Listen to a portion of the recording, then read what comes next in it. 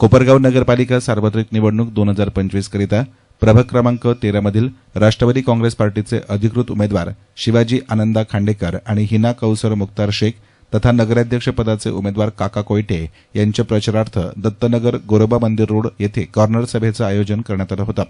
या कॉर्नर सभेस जिल्हा बँकेच्या माजी संचालिका चैताली काळे यांची प्रमुख उपस्थिती होती। या सभेच्या अध्यक्षस्थानी परिसरातील ज्येष्ठ नागरिक बुधाची मोरे होते।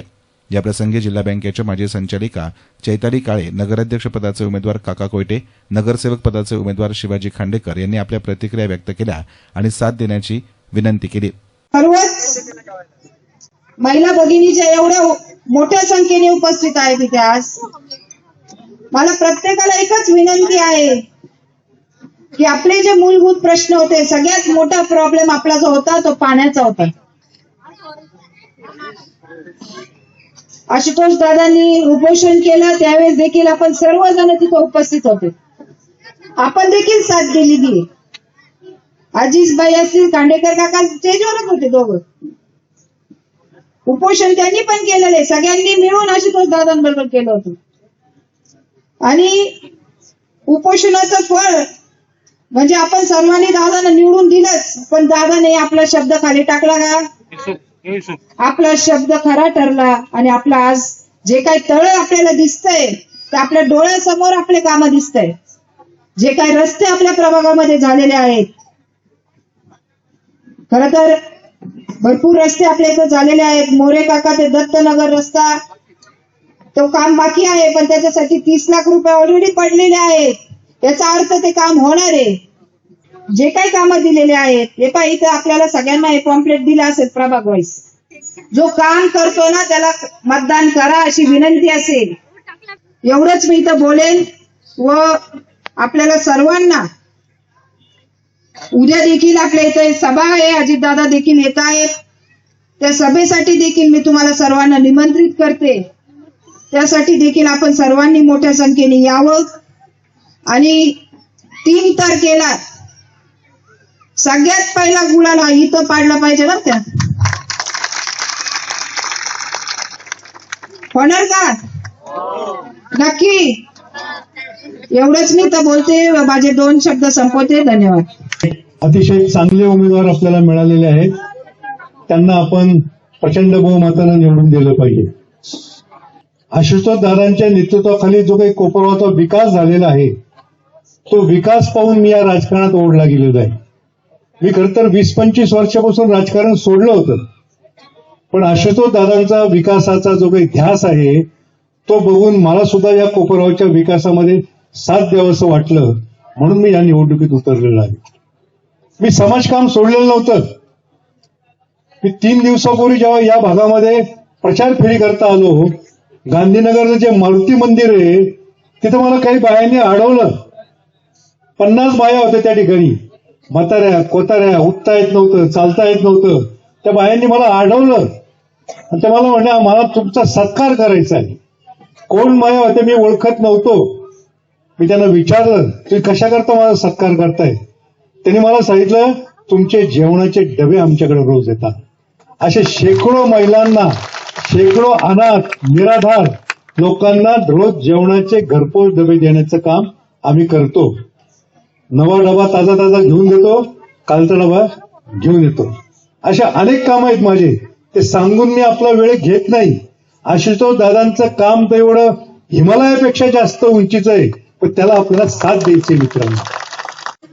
तरी आमच्या राजकीय परिस्थिती पहिली का 8-8 दिवस 20-20 दिवस पाणी येत नव्हतं। 2-2 फुटाचे खड्डे होते, त्या खड्ड्यातून पाणी भरायचं।